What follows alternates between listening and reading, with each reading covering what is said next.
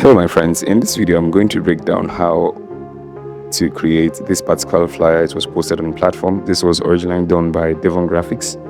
You can check him up on Instagram or Pinterest, right?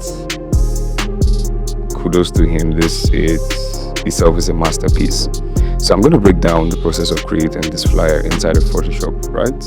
So if you don't subscribe to my channel, now is the best time to subscribe to my channel, and make sure you turn on post notification so that you don't miss any videos I'll be dropping anytime from now. Also, to get your templates, your flyer templates, click the link in the description of this video to get all of this templates, right? Make your work easy and work smart.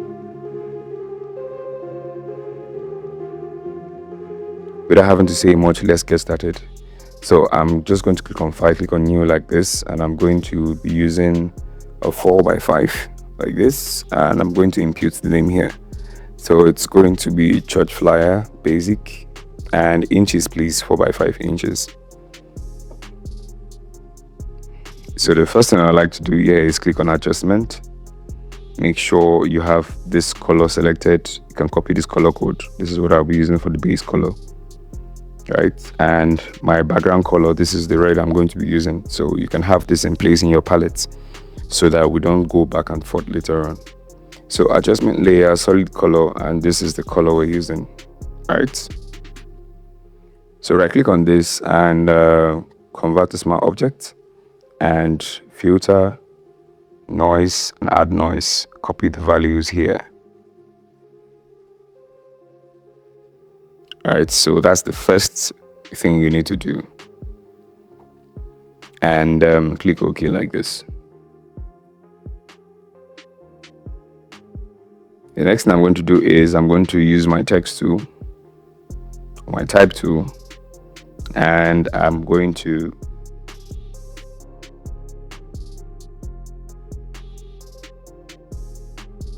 my text tool like this, and I'm going to make sure this is the color I'm using, right, before I start anything. So click on my canvas and I'm going to type out.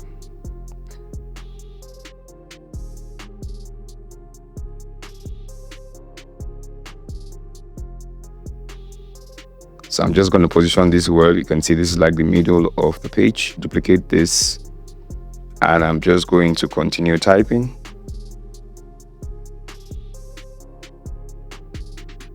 Now, typography plays a significant role in your design, right? So you have bad typography, in the scheme of things, you might not like the outcome of what you have designed, right? Good typography and imagery and layout equals to good design. So I'm just going to make this big like this, right? You can see the font I'm using is built, right? So you can get this font as part of your Smart Design and Premium assets. Hold down Shift while I bring this down so that I can have it a little bit stretched. And moving it downward shouldn't be a problem.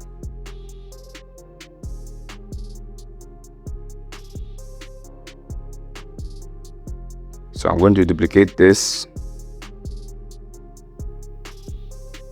Let me bring it inside like this, still holding down Shift.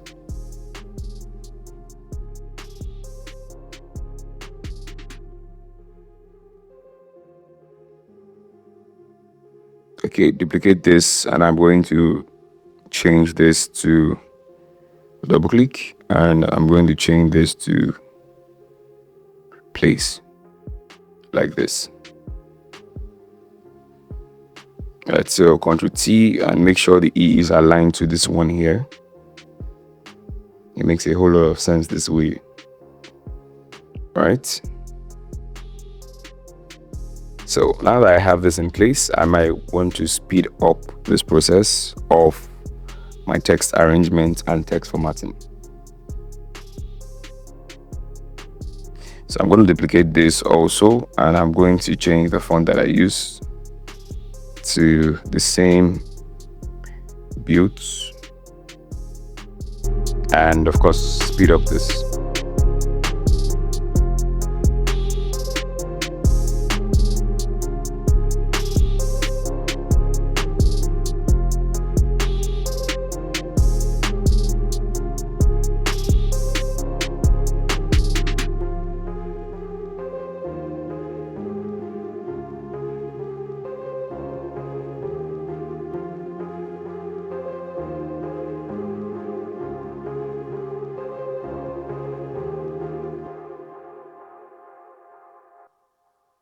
Okay, so I have my fonts and text in place, arranged well, just the way it should be.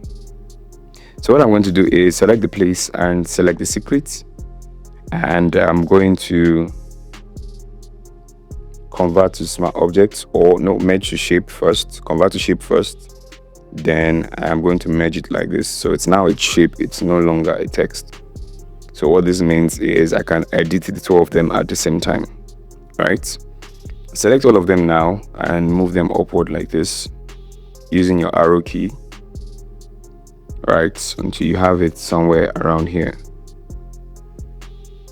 Make sure it's centralized. And I'll come back to V and the place, the secret place, and I'm going to click on blending option. On that blending option, I'm going to click on gradient overlay.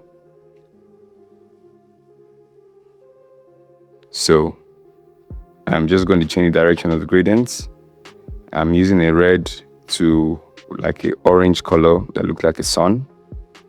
All right, so move this upward until I have it somewhere here. So this is the yellow. This is the color code. Click OK, and click on this. This is the red. This is the color code. So you can impute this inside of yours, and we have the same result.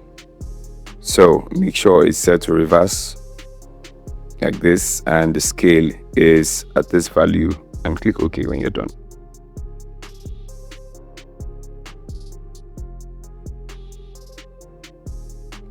Now we are officially halfway through this design. The next thing we need to do is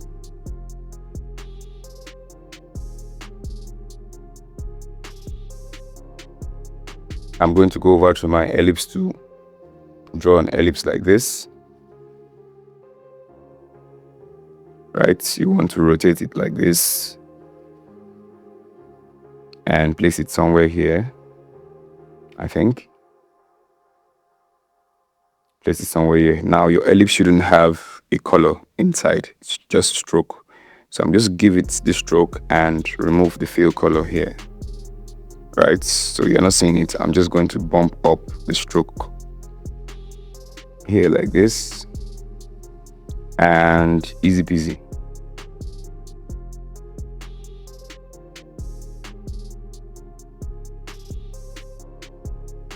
Increase the size like this until you have a good visible stroke.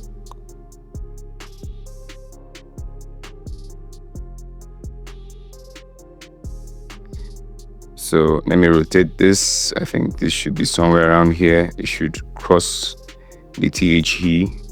Just going to increase it like this and bring it downwards like this until I have it somewhere here.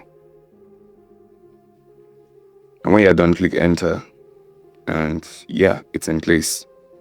So duplicate this, Ctrl J, and all you need to do is rotate this to get this angle. You can flip horizontal and vertical to also get this, but I just want to do this way. So change the color of the stroke to an orange color, and easy peasy. That's it. Now to finish this up, select the two of them, group them, Ctrl G to group them.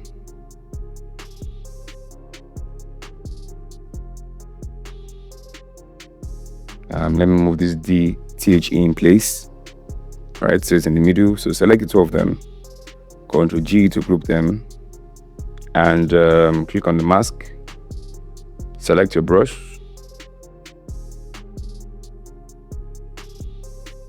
and conceal this part here.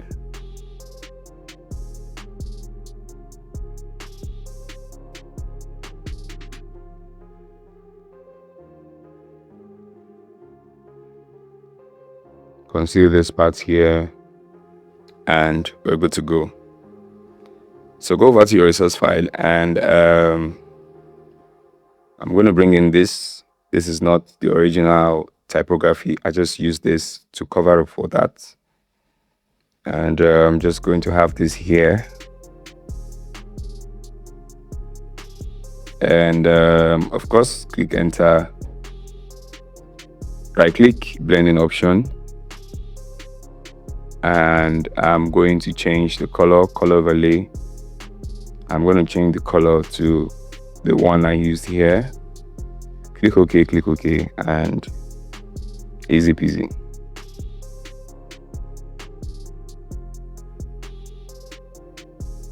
So with this text, I'm going to add noise. So convert to smart objects, and make sure it's not too much. Somewhere around here is good. Somewhere around here, and click OK when you're done. All right. So the secret place now has noise effects. So select everything, the text and every other thing except the background. Ctrl T to bring out the transform and rotate it like this. All right, so rotate.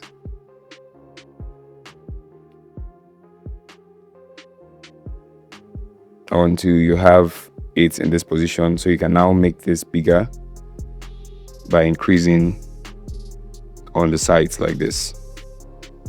Move it up so that the details are not hidden.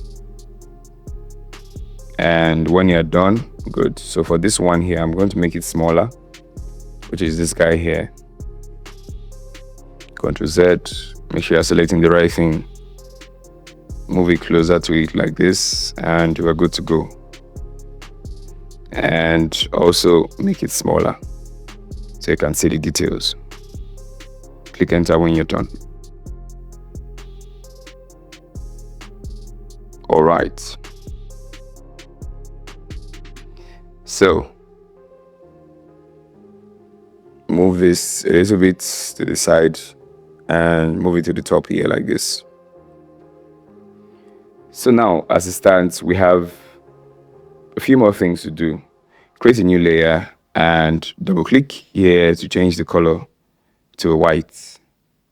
Now when you change the color, click on G on your keyboard to bring out the gradients and drag like this to create a subtle gradient here. You can drag twice.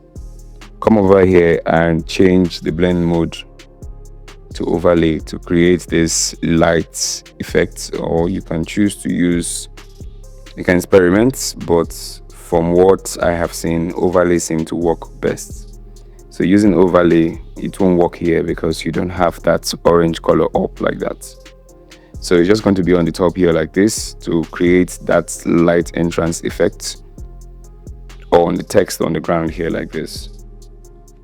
Now, next thing I'm going to do is bringing in the image of the pastors. Now, this is what makes this whole thing perfect, because the position they are looking up, and it's like from it's more like a bird's eye view kind of shot, right?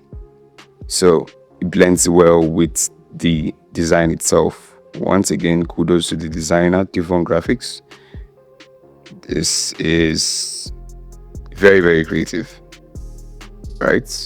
So with this, I'm going to reduce size of my flow using my brush, and I'm just going to paint in some shadows here to make it more realistic, right? So applying my shadows here, apply shadows here, just to make it more realistic. And easy peasy, you're done. Right, so you have your shadows in place. Click on adjustment layer and click on color balance. Now let's try to balance off these colors. So starting with this first, I'm going to add some blues to this, but make sure it's not too much to make it realistic. Add some reds here, and you might want to tilt here.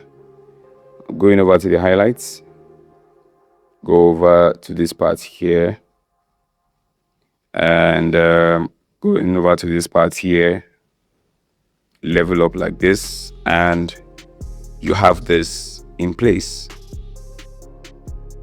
right?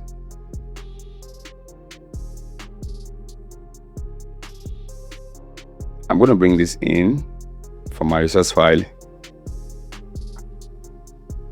So it's more like a ground dirt background, DIRT. So you can search this up on Pinterest or Google for your designs. Like if you want more of this, or you can choose to get it inside your Smart Designer Premium assets, right? So I'm just going to fill it and make it cover the canvas like this. And drag this up.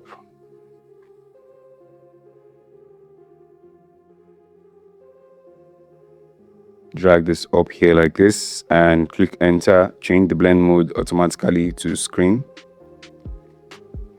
Make sure it's below the image, right? Below the image here. Yeah, so easy peasy. You can see the effects. You can see the kind of effect it creates here. So this is exactly what we want. So click on adjustment layer and click on brightness and contrast and increase the contrast level to get this final outputs. Alright guys, if you've taken something tangible from this video, if you've learned something new, make sure you don't forget to hit the like button, share and subscribe. I'll see you in the next video. Ciao.